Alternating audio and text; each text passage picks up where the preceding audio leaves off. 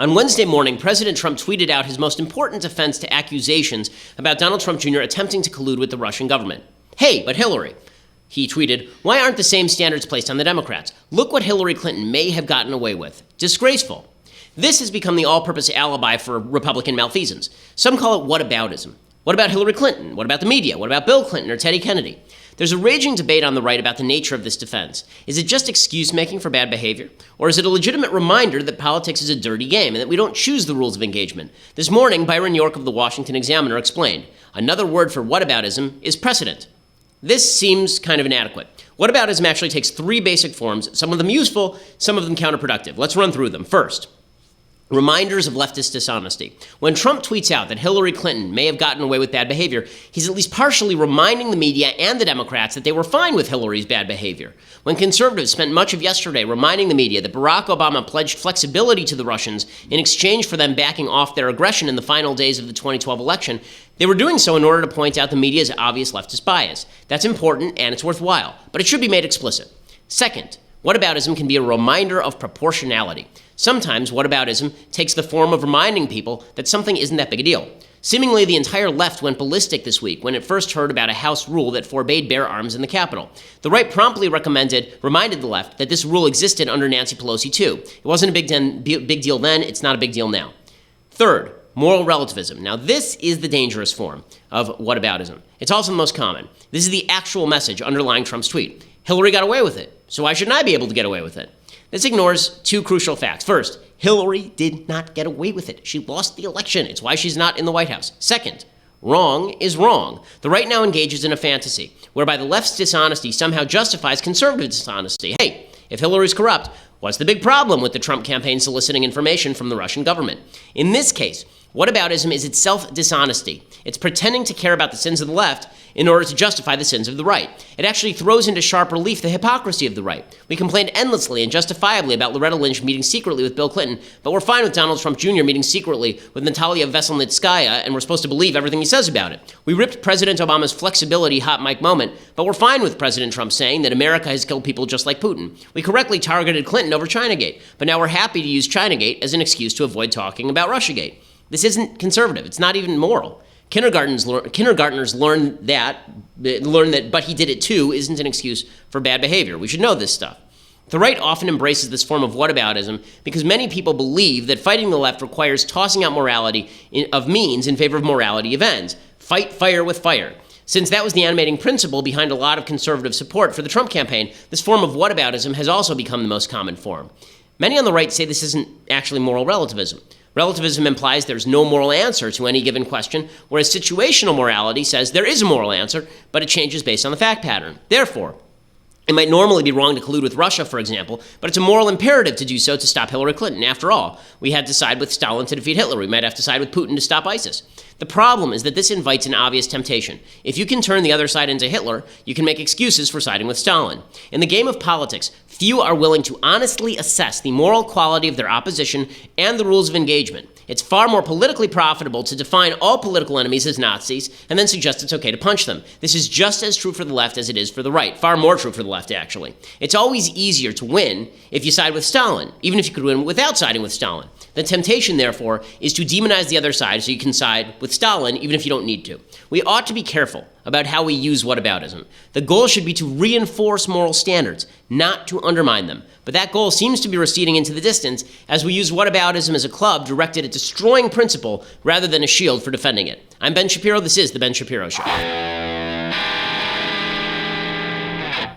Okay, we are going to fully analyze everything having to do with Trump Jr. and his treason and the Russians. We're going to get to all of that. Plus, do you see this magical cup? I've been informed I must show this cup to you as often as possible. This unbelievable tumbler. Okay, it's not like Batman's tumbler, but it is just almost as cool. It's an incredible tumbler. This incredible tumbler can be yours, but I'll explain later on the show why that is. Okay, so I'm going to tell you about everything Trump Jr. related. We're going to go through the tape. We're going to talk about Democrats completely losing their minds over this, as they have lost their mind over everything so far. We'll go through all of that. But before we do that, I want to say thank you to our sponsors over at Helix Sleep. So, you are a unique human being. You don't walk like everybody else. You don't talk like everybody else. So why should you sleep like everybody else? Your mattress should be custom made for you. HelixSleep.com makes sure that happens. You answer a few simple questions when you go to helixsleep.com. They run a 3D biomechanical model of your body through an algorithm they've designed with the help of the world's leading ergonomic and biomechanics experts. And it is the most comfortable mattress you've ever slept on. We had a more expensive mattress, actually, and then we got our Helix Sleep mattress. We took that other mattress, we put it in the other room because our Helix Sleep mattress is so good. You can even get a Helix Sleep mattress that has 2 separate sides to it, so if you and your spouse have different preferences in mattress, then you can still share one mattress, but the 2 sides sleep a little bit differently. They send it to your house, you take it out of the box, it inflates right away because it's a foam mattress, and you can just use it. It's really, really cool. Everybody from GQ to Forbes are talking about Helix Sleep, and Helix customers reported 30% improvement in overall sleep quality. You also have 100 nights to try it out. So if you don't like it, you can send it back, and they will give you a 100% refund. So it is a risk-free proposition. Go to helixsleep.com/Ben, and you get $50 off your order. That's helixsleep.com/Ben. Again, that's helixsleep.com/Ben, and that ensures that you get $50 off your order, plus they know that we sent you. Okay, so last night, Donald Trump Jr. appears on Sean Hannity's program. And there are 5 big questions about the Donald Trump Jr. meeting with the Russians story. So as you recall, yesterday, these blockbuster emails are released by Donald Trump Jr. on Twitter. And he wasn't doing it out of the goodness of his heart, okay? Trump said, my son is so, he's unbelievable, transparency, unbelievable. You can see through him. He's like a glass of water. You can see right through him. Unbelievable people. Okay, but it turns out the reason that he revealed the emails was because 8 minutes later, the New York Times ran a story on the emails. So he knew the New York Times was going to reveal the story, so he threw the emails out there. The problem is that the emails said explicitly that Rob Goldstone, who is that weirdo who we played on the show yesterday, this publicist weirdo who talks about Andy's Arby or whatever it is, that guy brokered a meeting between Trump Jr. and a Russian-connected lawyer whom he said was a Russian government lawyer. And he also said this is part of Russia's effort to support Mr. Trump. This is a direct quote from the email, quote, part of Russia and its government support for Mr. Trump. So the left immediately jumped to, this is the collusion. The collusion has happened. Collusion has occurred. Trump Jr. saw this, and he said he loved it, and then he brought in Manafort, and he brought in Kushner, and this is where the collusion began. The evil planning in the back rooms to decide how to militarize all of Hillary Clinton's seized emails from WikiLeaks and John Podesta's seized emails from WikiLeaks. Okay, that is not what actually the emails showed. What the emails showed was attempted collusion. Okay, first of all, no, collusion is a term of art, it is not a term of law. Collusion is not a crime. There's no crime called collusion. There's a crime called conspiracy to commit a crime, but there is no crime called collusion. Okay, not when it comes to this kind of stuff. So when people say collusion and you go, ooh, he'll end up behind bars. No, you actually have to commit a crime under statute in order for you to end up behind bars. So it can still be bad, it can still be wrong, it can still be a political problem, it can still be an impeachment problem for President Trump if the Democrats ever, God forbid, got control of the House of Representatives. But it is not actual legal crime. Okay, this is not legal crime. So we can put that to the side. But what the Democrats were saying is that this was the beginning of actual collusion. This is where they started coordinating. Okay, well, there's no proof that actual coordination actually happened because all of the people in the meeting came out and said, that was worthless. The lady didn't even have any information. There are a couple of threats that exist, even if the information was worthless. Threat number 1 was that this was sort of the opener, that the Russian government now knew that the Trump campaign was willing to hear more stuff, and so maybe there would be collusion down the road, but we haven't found any evidence of that. Threat number 2 is that now that there's been this meeting, they can hold that over Trump's head, right? The Russians could hold this over Trump's head, and they could say, anytime we want, we can drop the information that you were quasi-colluding with us or trying to collude with us and destroy your presidency. But now the information's been dropped, so the threat is a little bit gone unless there are more shoes to drop. But there are some outstanding questions that I want to go through about this particular meeting. And I think they actually do require answers now because they are things that Trump is going to be asked and the Trump administration are going to be asked. So number 1, did any information actually pass hands? So everybody at the meeting, as I say, Kushner, Paul Manafort, the then campaign manager, Trump Jr., Veselnitskaya, Natalia, whatever her name is, all of them say no information changed hands. The problem is you wouldn't expect them to say differently, right? Who in that meeting is going to say, yeah, they gave us a bunch of information about Hillary Clinton, then we used it? No one's going to say that, right? Veselnitskaya would have to then admit that she was basically an agent of the Russian government, and the other 3 people in the room would actually be in danger of prosecution if the information was illegally obtained. So none of them are actually going to say it, and they all have a little bit of a history of dishonesty with this particular matter. Manafort has been a Kremlin stooge for years. I mean, like going back to 2012, there's a guy who approached me about working with Manafort and was basically posing him as a stooge of the Ukrainian government at the time. So this is not any sort of great shock. At that time, the Ukrainian government was in league with Vladimir Putin. Trump Jr. had fibbed about the meeting. He said it didn't take place. Then he said it did take place, but we talked adoption. And then finally, he admitted what the meeting was about. Kushner did not put on his forms that this meeting ever took place. So maybe that was oversight, maybe it was dishonesty, but it at least calls trust into question. And we have no idea who this Veselnitskaya lady is, right? I mean, she says she's not a Russian agent, but there's evidence to suggest that she is a Russian, what they call a cutout, which is to say somebody who works for the Russian government but has plausible deniability. So we just don't know if any information was passed in this meeting.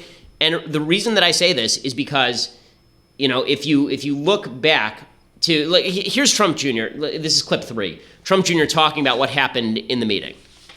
Did you tell your father anything about this? No. It was such a nothing. There was nothing to tell.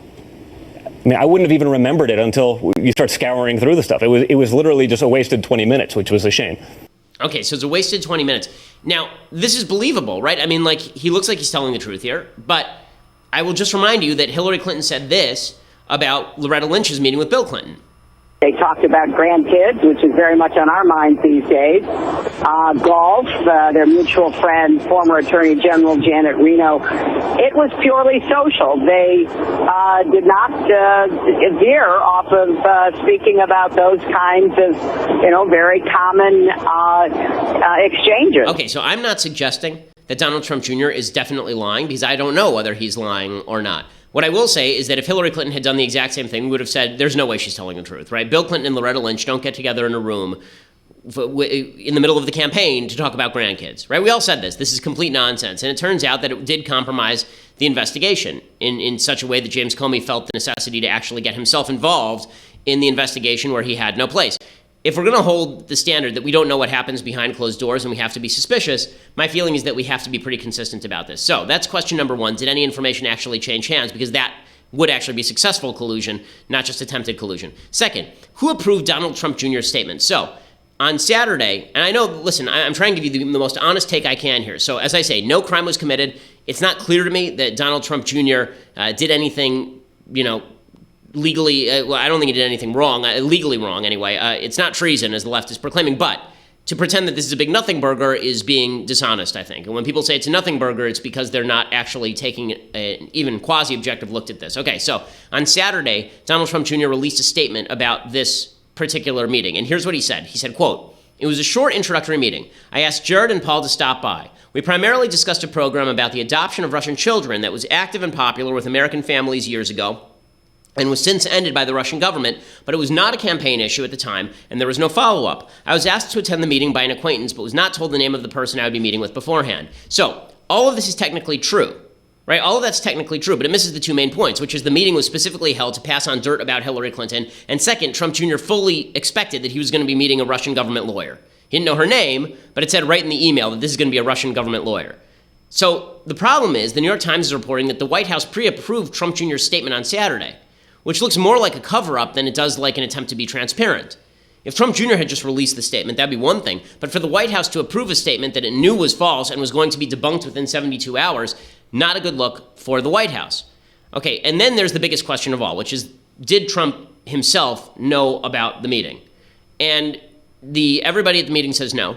Trump Jr. says no. It's a little hard for me to believe that Trump was completely out of the loop, given the fact that, again, all of his top campaign officials were in a room with this lady for half an hour, 2 days after he had secured the nomination. But it's possible. It's possible they had this meeting and they didn't tell him. It's possible that they wanted to shield him, actually. They wanted to have the preliminary meeting, and then if it had turned into something, maybe they go talk with Trump. The left is trotting out this video, just so you know. They're trotting out this video. On June 7th, that's when Donald Trump Jr. confirmed the meeting with the Russian official source, supposedly, that was going to pass on this devastating information about Hillary Clinton. That night, like 4 hours later, here is what Donald Trump said on the campaign trail. It's clip 15. I am going to give a major speech on probably Monday of next week, and we're going to be discussing all of the things that have taken place with the Clintons. I think you're going to find it very informative and very, very interesting. Okay, so there are a lot of people saying he never gave this speech. right? Everybody, I remember when he said this, everybody was expecting him to give this big barn burner of a speech where he tore down Hillary Clinton. He never gave it. So people were suggesting that maybe what happened here is that Jared and Trump Jr. called him up and said, hey, Pops, we're going to get some information, and you're going to want to hear this information. And Trump got out in front of himself. That's definitely a possibility, but that's correlation, not causation. Again, no proof that Trump knew about what was going on here. Okay, this brings into question, this is the fourth question about this, and that is, why did Trump fire Comey? So my theory, and my working theory, it's still my working theory, is that Trump fired Comey because he knows that he's innocent, and he's ticked off that James Comey wouldn't say that he was innocent, even though privately James Comey was saying he wasn't under investigation. Because of this email, there's another plausible theory that's now gaining ground, because the counter theory to that was Trump fired Comey because he was getting too close. I never believed that because there was no there there. It's hard to believe that Trump was going to fire him over a big nothing, right? Maybe he fired him because he was mad, but to fire him for getting close to something that doesn't exist seems weird. But because of Trump Jr.'s involvement now, it's possible that, Trump tried to fire Comey because maybe he was trying to protect Donald Jr. This is the theory the left is trying to put forward. Now, do I believe that theory? No, I don't think there's enough evidence for that theory at all, but I'm just informing you of what the left's theory with regard to Comey would be. Like, why was it so innocent? Why was it so urgent that Trump wanted Comey to announce that he wasn't under FBI investigation, except that maybe he was scared that it was going to get close to Donald Jr.? Okay, final question, and this one is the most interesting, I think, is who leaked the news of this meeting in the first place? So this meeting only had 4 people in it, right? It had the Russian, and then it had 3 of Trump's campaign officials, all of whom are still working for Trump. So, or Manafort isn't, but he has no interest in revealing this meeting because it cuts against his attempts to distance himself from his Russian connections. So who actually leaked the news of the meeting to the New York Times? Apparently they've been working on this for months. What exactly drove all of this? The most obvious source is obviously Corey Lewandowski. So Corey Lewandowski was technically still the campaign manager at the time. He wasn't fired until June 20th. And he hates Manafort because Manafort took his place. He feels like Manafort ousted him. He does not like Kushner because he thinks that Ivanka ousted him. And he's not a huge fan of Donald Jr., from what I understand, because Donald Jr. was present at his firing. So Lewandowski has a lot of interest in revealing all of this stuff to hurt the other 3. And then Trump was talking about flirting with Lewandowski, bringing him in, bringing him back. That'd be some pretty hard-nosed ball from Corey Lewandowski leaking news of this meeting that could definitely damage Trump. Lewandowski has, of course, denied knowing anything about the meeting, but he was the campaign manager at that time, right? This is 2 weeks before he was fired. He was campaign manager at the time, so it's quite possible he was even copied on the emails. Here's the bottom line. This whole thing opens a can of worms the Trump administration did not want open. It's going to be very difficult to close that can of worms, particularly when the credibility for Don Jr. has been so shot on this particular meeting. Now, do I think that this is all a distraction from Trump's legislative agenda? Absolutely. Do I think the media are overselling it? Yeah, I do, because instead of treating this as the first step, or treating this as a case of we now have motive, but no, we don't have means or opportunity yet, the media is treating this as the smoking gun, right? This is the be-all, end-all. And it is bad. I mean, I'm not going to pretend it's not bad. But it is not everything the media is cracking it up to be. Now, I want to go through what Trump Jr. actually had to say about this in just a second. But before I do that, I want to say thank you to our sponsors over at the USCCA. So you're at home, it's late at night, and suddenly you hear somebody trying to bust through your front door. So you go to your safe, you take out your gun, and the person busts through and you shoot them. What do you do now? So everybody's story sort of ends with, and that's when I shot the guy coming through my front door. But the reality is the police will then come and they will probably arrest you, right? They will take you away. At the very least, they'll question you. It will eat up years of your life. It will cost you thousands of dollars. Anytime you're in a shooting situation, you're going to spend enormous time and money dealing with it. That's why you need to talk to my friends over at the USCCA, the U.S. Concealed Carry Association. Right now, the USCCA has made part of their mission how to protect you after the shooting. So not only do they educate you and train you about guns and how to use them and when to use them, they make sure that you are legally and financially protected for after you pull the trigger. That's the USCCA. And right now, they're still doing this deal even post 4th of July. They're doing the Great American Giveaway. They want my listeners to know about it. In honor of July 4th, which just happened last week, they are giving away $1,776 worth of guns and ammo of your choice. $1,776, right? $1,776 worth of guns and ammo of your choice. And they're picking 5 winners. You can have a chance to be one of those winners. One of those 5 winners at defendmyfamilynow.com. Defendmyfamilynow.com. And that'll give you all the information about the USCCA. You should join up, give them your information, and then you're registered to win that $1,776 in guns and ammo. So go check it out. Defendmyfamilynow.com. You can check that out right now. And again, USCCA is just a fantastic group. You should definitely be involved with them. Okay, so let's go through what Trump Jr. actually said. So he was on Hannity. Hannity is the friendly press outlet that the Trump administration goes to when they have a problem because they know they're not going to get a lot of hardballs, which is fine. I mean, Obama did the same thing with CNN and MSNBC for legitimately years. So Trump Jr. Said that he would have done some things differently, which seems like the understatement of the century. Like I said, in retrospect, I probably would have done things a little differently. Again, this is before the Russia mania. This is before they were building it up in the press. For me, this was opposition research. They had something, maybe concrete evidence to all the stories I'd been hearing about, but they were probably underreported for, years, not just during the campaign. So I think I wanted to hear it out. But really, it went nowhere, and it was apparent that that wasn't what the meeting was actually about. Okay, so basically, here he is just Joe Bluth, right? Joe Bluth from Arrested Development. I've made a huge mistake.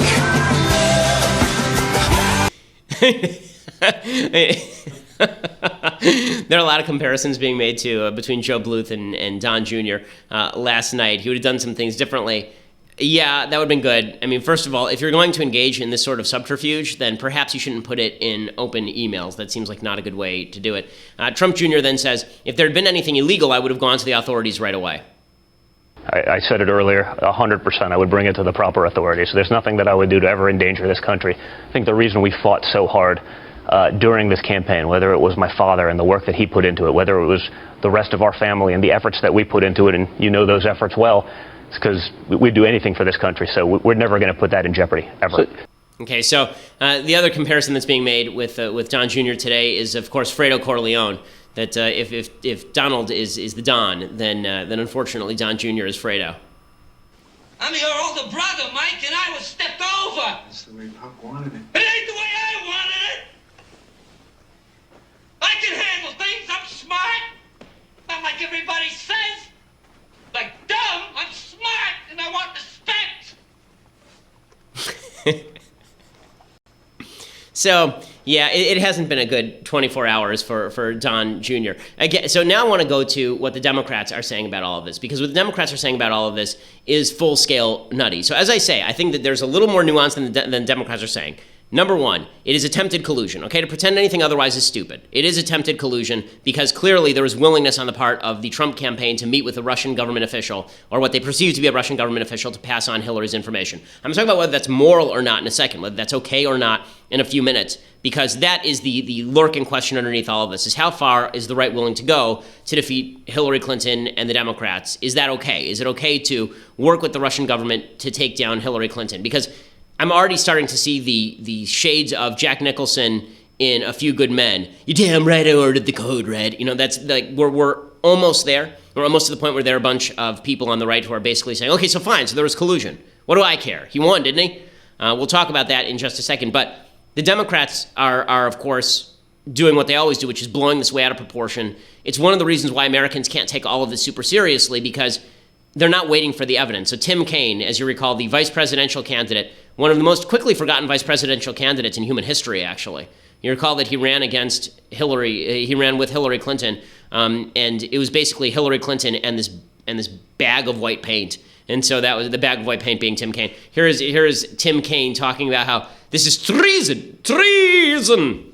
You think this is treason?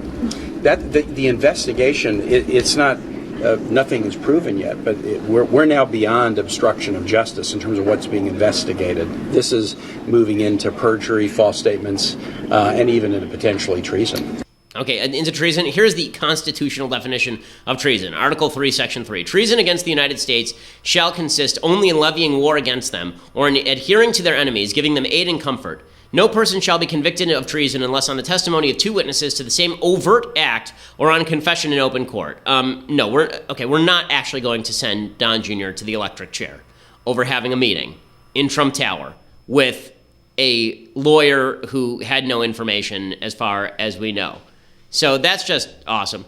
So yes, the Democrats are of course making mockeries of themselves, because they cannot take a win. They cannot just sit there and take a win. They, of course, have to blow it out of proportion and make asses of themselves. We'll talk more about that. Plus, Joe Scarborough saying that he is leaving the Republican Party. But for that, you're going to have to go over to dailywire.com and become a subscriber. For $9.99 a month, you can become a subscriber at dailywire.com. Get the rest of the video live, and you can ensure that you also get to be part of the mailbag on Fridays, which we do live. You get to see Andrew Klavan's show live. You get to see Michael Knowles, God help us, is going to have a show live, and you're going to get to see that as well. You also, if you become an annual subscriber right now for $99 a year, so not $9.99 a month, right? $99 a year, which is a pretty hefty discount. You get annual subscription plus you get this. I told you how you could get this. You get this magnificent tumbler, this creation of the gods, in which you can drink nectar and be replenished. You see, right here, it says on it, leftist tears, hot or cold, because the leftist tears are indeed delicious, and you can warm them up, you can keep them here, you can keep it in your car, it is dishwasher safe, it is amazing. So,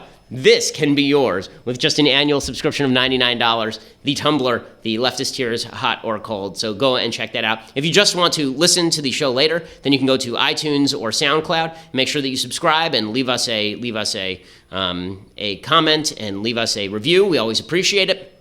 We are the largest conservative podcast in the nation.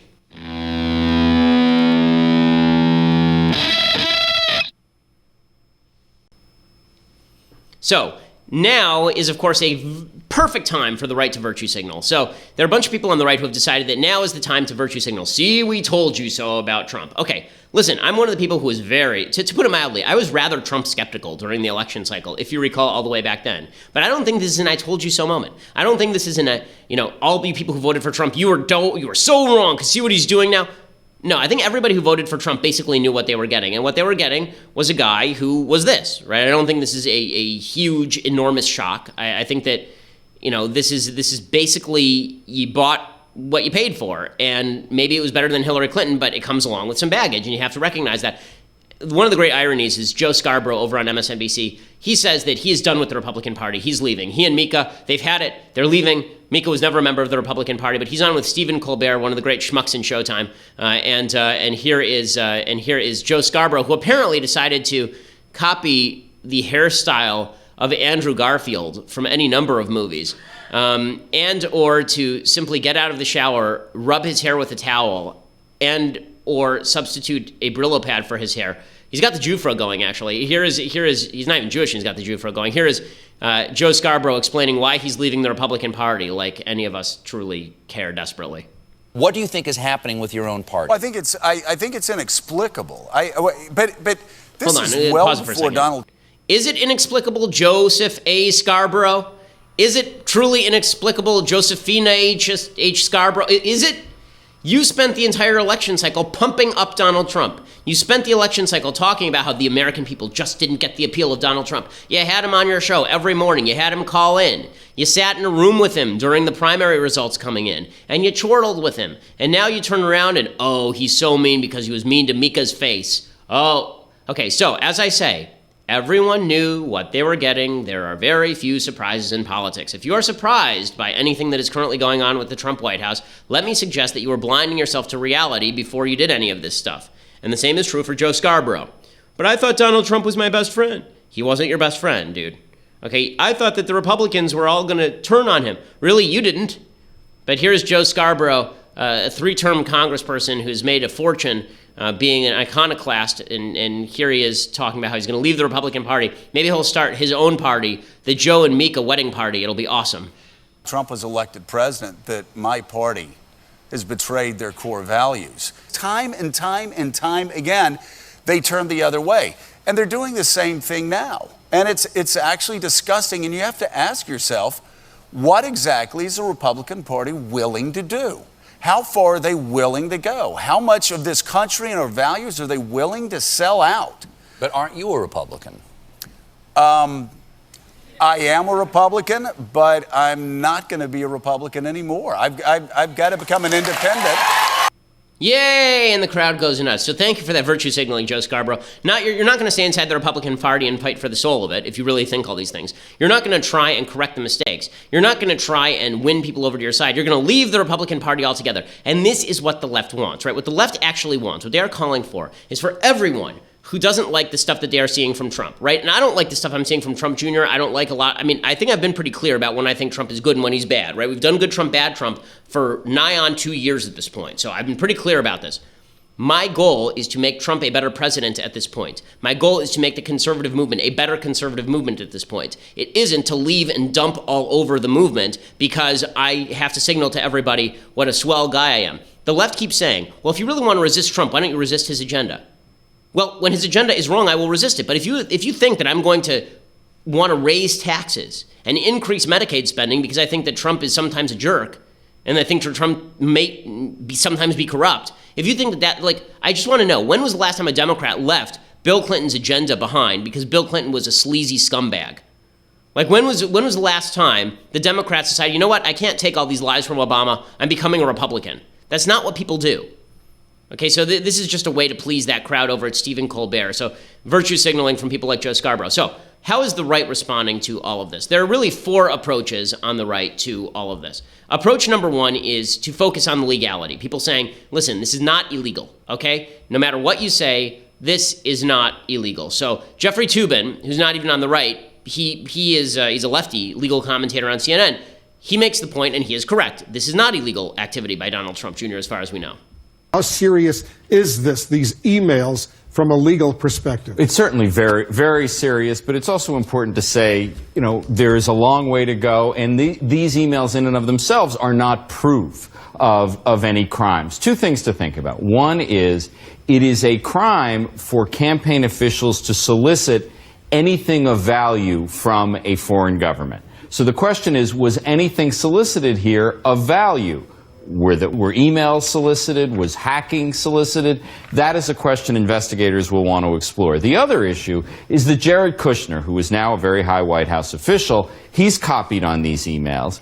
The question is, did he disclose this meeting to when he filled out his form applying for a security clearance? If he intentionally left it off, that's a crime. It's not a crime if he simply forgot or made a mistake. This meeting, though, certainly seems pretty dramatic, even in the context of a dramatic campaign. The idea that he simply forgot about it strikes me as probably a little hard to believe. Okay, fine. So he's going after Jared, but Donald Trump Jr. didn't break any laws, as far as we know. Even Jeffrey Toobin's admitting that. So this defense that it's not illegal is correct. I point out once again, illegal does not mean moral, okay? So if it's not illegal, that doesn't mean that he did something good. And it also doesn't mean he didn't do something that could get his dad impeached.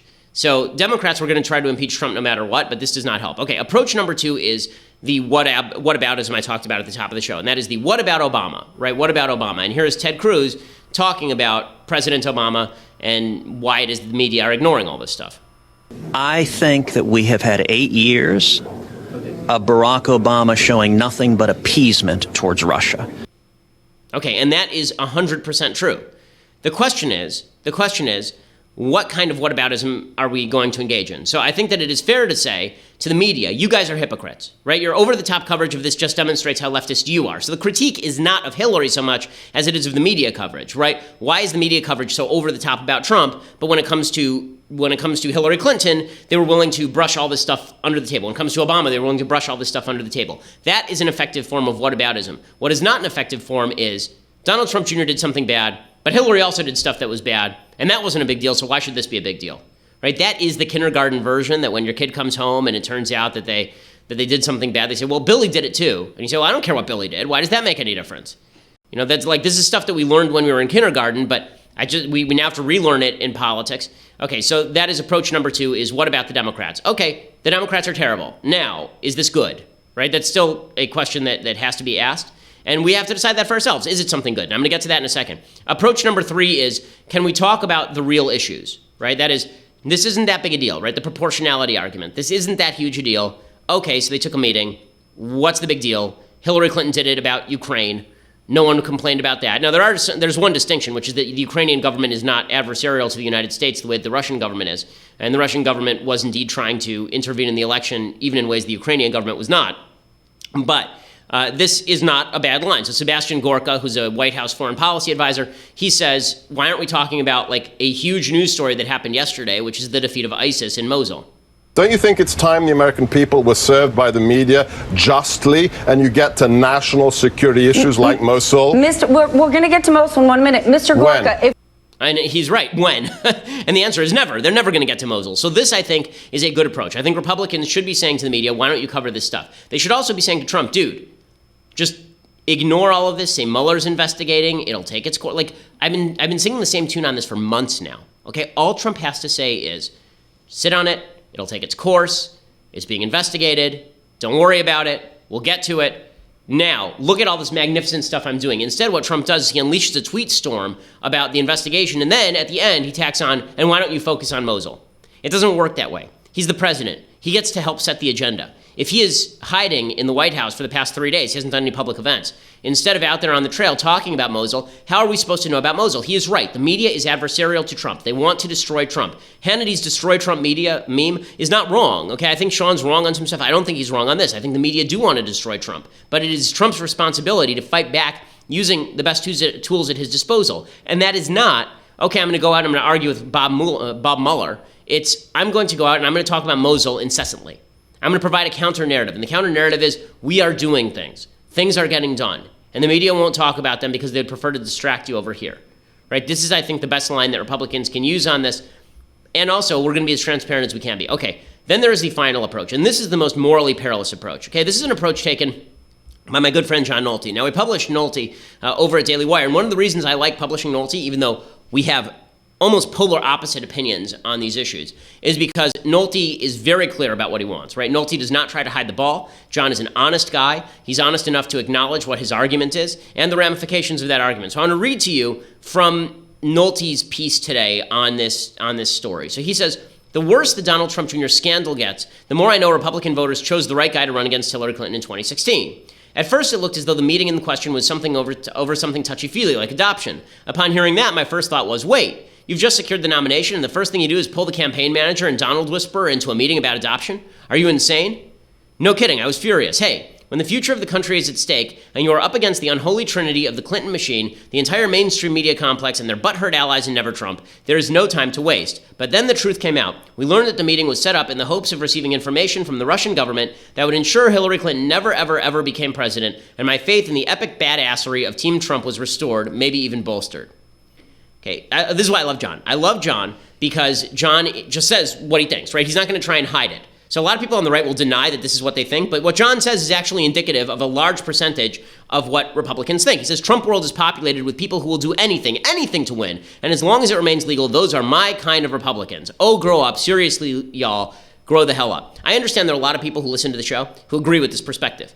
The reason I disagree with this perspective is because I think that it does walk into dicey moral territory. And I'm sorry to bring up things like principles and morality in the context of this, but I thought that politics was about upholding principle. Now, you can say my chief principle is beating Hillary Clinton, but there are still rules of engagement. So, for example, I assume that John would not be in favor of somebody walking into Hillary Clinton's office and shooting her to stop her from becoming president.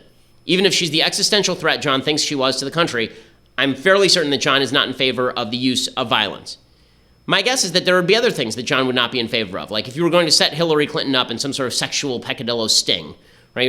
You were going to entice her into something. John might find that abhorrent. Maybe not. But I think that we need to know what the rules of engagement are, because otherwise we're going to get into some pretty dicey territory.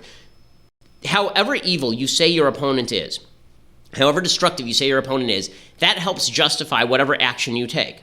What makes a person immoral is when your means are not geared to your end. So someone cuts you off in traffic, you get out of your car, and you beat them to death with a baseball bat. This makes you an immoral, evil person because the consequence did not meet the bad act, right? Someone cut you off in traffic does not merit being beaten to death with a baseball bat. Now, someone attempts to kill your child, that merits you beating them to death with a baseball bat, right? So the same act can be moral or immoral based on what it is done in response to. The problem is that in politics, we are now reaching the point where the most political benefit can be gained if you say, my political enemy is Hitler. My political enemy is the worst person ever. But that also means that you're going to be using outsized modes of defeating that person, right? You're willing to now cooperate with one of the worst people on planet Earth, Vladimir Putin, in order to stop who you perceive to be the worst person on planet Earth, Hillary Clinton, right? Vladimir Putin is less threatening to you and less threatening to the world than Hillary Clinton, so Hillary Clinton must be stopped. That justifies anything and everything up to and including Russian involvement. Now, let's say, for example, and this is obviously not true, let's say that there was a situation where ISIS had some sort of damaging information on Hillary Clinton. They knew that she had shipped guns to them or something. And they went to the Trump campaign and they said, here's the information on Hillary Clinton. Would people on the right go along with that? Well, it depends how bad they think Hillary Clinton is. Because maybe the means are okay in order to stop Hillary Clinton. Here's my view of Hillary Clinton. Hillary Clinton was a uniquely damaging figure in American public life. Hillary Clinton was a uniquely dangerous character. It's why I found her so unpalatable that I would not vote for either her or Donald Trump. Right? I did not. There was not a point in the campaign where I talked up Hillary Clinton. None. I thought Hillary Clinton would be a disaster for the country. I did not think Hillary Clinton, however, was Vladimir Putin, which means that the methods I was willing to use were restricted to things like truth and not cooperating with Russia and engaging in certain means that were dedicated toward defeating her. Here's the truth. The easiest way to defeat Hillary Clinton was to side with Russia. The easiest way to defeat Hillary Clinton might have been to shoot her. But I wasn't in favor of any of those things because I think that's immoral. In politics, the easiest way to defeat somebody is to have no rules. This is why so many people on the right like Trump. But having no rules can be immoral if you are miscalibrating the threat of your opponent. Hillary Clinton is still an American. Hillary Clinton may be a bad person. She may believe bad things. She may want to do bad things. But I still don't think that justifies cooperating with an enemy of the United States in Russia in order to take Hillary Clinton down, nor do I think it's necessary. I think Donald Trump very well could have taken down Hillary Clinton without Russia. How do I know that? Because I think that's what he did. I think that Donald Trump defeated her without colluding with Russia. So this bizarre perception by people that Donald Trump didn't collude with Russia, but if he tried to, that's awesome because it just shows how far he was willing to go. He didn't need to do that. Okay, that's like saying, I want to stop people from cutting me off in traffic. I beat him to death with a baseball bat. I didn't have to beat him to death with a baseball bat. I probably could have just yelled at him or flipped him off or maybe honked my horn, but I beat him to death with a baseball bat. And you know what? What makes me so cool is even if I didn't beat him to death with a baseball bat, I was willing to beat him to death with a baseball bat. No, the means have to be calibrated to the ends, and you also have to honestly judge this. Listen, me saying that I think Hillary Clinton is not Vladimir Putin is not talking up Hillary Clinton, but it shows how ridiculous our political discourse has become. That if I say something like that, people on my own side will say that this is me being soft on Hillary. I don't think that Hillary Clinton has to be Hitler in order to think that Hillary Clinton is a bad human being who never should have been within 1,000 feet of the White House. Right? So that's, so I think that we have to be very careful about this because our own mortal souls are in danger. And if you think that that's not at risk, if you think that we can be as bad as anybody else, if we can just use any means, then I ask where you draw the line. Because you're asking the left to draw some lines, so I would ask for you to draw some moral lines yourself. Okay, time for things I like and then things I hate, and we'll do a little bit of Bible talk. But before we get to that, I first want to say thank you to our sponsors over at Upside.com. So, you travel for business. I travel for business a lot. When I travel for business, very often I'm traveling by myself, and the best way to get a loan ticket for business travel is at Upside.com. This is where they specialize. So, you go to Upside.com, and they will give you a bunch of different rates based on where you are flying, what time you're flying. They'll give you, different hotels, and then they give you these amazing discounts because they are bundling your flight and your hotel. And by bundling that, they are getting you the lowest possible rate. But they give you something else too. When you experience that upside difference, they also give you an Amazon gift card every time you buy a trip. You get an Amazon gift card every time you buy a trip. The average Amazon gift card that you will receive is $150. Not everyone gets that. Some get more, some get less. But $150 is the average Amazon gift card that you get to you personally when you buy a business trip. So you go on, you use your company's credit card for your business trip, and then you personally get the Amazon gift card, which, as I say, the average gift card that you get from working with Upside is $150. It is the real deal. Try it right now, Upside.com. And when you use the promo code Ben, then you are guaranteed that you're going to get an Amazon gift card on your first trip. Again, the average gift card is $150. Upside.com is the better way to buy business travel. A minimum purchase is required, and you should see the site for complete details. And go check it out. Upside.com, the best way to travel. Okay, time for things I like, things I hate, and then we'll do a very, very brief Bible talk. So, things I like. So, since we mentioned Joe Bluth, I just have to say, Arrested Development. Have I ever recommended Arrested Development on the show before? Arrested Development is the funniest series that ever was filmed. Arrested Development is absolutely hilarious. You have to have a very quirky sense of humor to get it. Job is maybe the best character on the show. Job is the kind of, there are three brothers. There is Michael, and then, is it Michael? Is that his name? And then Job, and then Buster, that's right. And it's been probably a couple of years since I watched the show. And it's just, the cast is phenomenal, hilarious. It's full of references that you will end up using with your friends. Here is a clip this is from the opening episode of Arrested Development when you first meet Job Bluth. Job stands for George, and then his middle initial is O, and then it's G-O-B Bluth, but he's called Job, which of course is a play on the fact that like everything bad in the world happens to Job in the course of the show. So here's Job Bluth. This is Michael's oldest brother. Oh. Or Job. This is the magic trick, huh? Collusion, Michael. Trick is something a whore does for money. And there are kids standing right next to him in case you can't see it. Or cocaine. Job recently started the Alliance of Magicians, an organization that blackballs any performer who reveals a magician's secret. Hello, I'm Joe Blue. As a magician, I can make a lot of things disappear. There are some things I can't make disappear. No, not that candy ball machine. The Aztec tomb. A tomb? Or box. Box is... He's performing at an old age home. Oh, yes, well, excellent. Let's get you in the box. There's a panel. Just flip it around, curl up behind it. Don't make any noise, all right? Ancient lore has it the Aztec gods put a curse on any man who does... He's gone. George Michael was off from school for 2 weeks and was enjoying spending time with his uncle. I'm intercepting some telepathic energy that's telling me it's the 8 of diamonds. That's amazingly close. Gee, I got it wrong. Well, I guess you won the shirt off my back. Okay, that's It amazing. says Queen of Diamonds on his chest. It's the Queen of Diamonds. No. Well, I had... But I mean, if that had been the actual card, I'm pretty sure I'd be almost too blown away. The show's just amazing. It's a hilarious show. You should go check it out. The Netflix did a 5th season, so there are 4 original seasons, and then it was not 3. Okay, so the 4th is the Netflix season. The original 3 seasons are great. I can't speak for the 4th season. I watched the first 2 episodes. They didn't hold up. I'll have to watch the rest of the season and tell you if it holds up. But it is just like it's a hysterically funny show. Okay, time for a thing that I hate.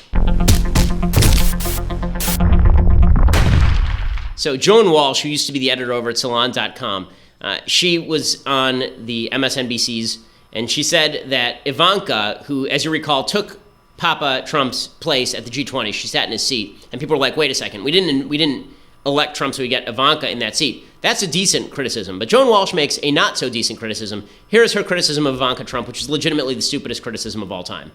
That was it's a pink dress with big bows on the elbows. There's something incredibly ornamental. That's not a dress that's made for work. That's not a dress that's made to go out in the world and make a difference. That is a dress that is designed to show off your girliness. And, God bless her, show it off. But don't then tell us that you're crusading for an equal place for women at the table, because you're not. But you can't be a feminist and be girly at the same time? You can be a feminist and be girly. We all have our girly days, but I think showing up, taking your father's seat in a pink dress with big bows on the sleeves is really an interesting message. Really? Okay, maybe Joan Walsh should force Ivanka Trump to wear, I don't know, like a red cloak and maybe like a bonnet, right? And then she can like walk around in that, and Joan can call her Of Joan, and then she can be known as Of Joan. That would just be Ivanka Trump's name. Okay, this is how insane the feminist movement has become. So a woman so powerful that she sat in for the President of the United States at an international conference. She is not powerful because she has bows on her sleeve. And this is your lead critique, Joan Walsh. And then you wonder why we think feminists are a joke. We think feminists are a joke because of people like you, because that's ridiculous. Okay, that is insane. Women can look pretty and also be feminists at the same time. My wife does it every single day. She's super smoking hot, and she wears pretty clothes a lot, and she is a doctor, as I have mentioned 1 bajillion times on this program. She is fully capable of being a feminist and dressing like a beautiful woman. Okay, this idea that you have to dress like a hag in order to be a feminist is not going to forward the feminist cause very much. Boy, oh boy, Joan Walsh. Woo! Okay, finally, I'm going to do a quick Bible talk. So, this week is the Jewish portion of Pinchas from the Torah. There's as I say every week now, there's an associated portion from the prophets and the writings that we read every week as well. This one happens to be from the book of Jeremiah, and this, of course, is one of the more famous verses from the book of Jeremiah, and it says, when I had not yet formed you in the womb, I knew you, and And when you had not yet emerged from the womb, I had appointed you. A prophet to the nations, I made you. This is, of course, used by the pro-life movement to point out that your existence as a human being predates your emergence from the womb. Of course, that is true. The idea is that God provides you value from the very, very beginning. And God knows you as a human being from the very, very beginning. And you are predestined to have a certain skill set. But as we see all throughout Tanakh, as we see all throughout the Torah and the prophets and the writings, and the New Testament as well, just because God has foreordained a particular job for you doesn't mean that you're necessarily going to fulfill it. So there are 2 points to be made here. One is that God knows you, and he knows you well enough to know what he expects of you. That's what it means. When it says, when I had not yet formed you in the womb, I knew you. I knew what to expect of you because I'm the one who created you. And I appointed you, and you had a responsibility. I made you a prophet to the nations. But we still have the choice whether to fulfill that responsibility ourselves. This is where that moral choice comes in. Because the fact is that Jeremiah could have decided not to fulfill that plan, and he would have been sinning against God in doing so. Right? This is the story of Jonah, when Jonah refuses to take God's message for at face value, and he tries to run away from God. He's unable to escape it, but he does have the choice to attempt to avoid it. We all have that choice, but that's a choice that we should not make because God knows us even better than we know ourselves. Okay, so we'll be back here tomorrow with all of the latest. I'm Ben Shapiro. This is The Ben Shapiro Show.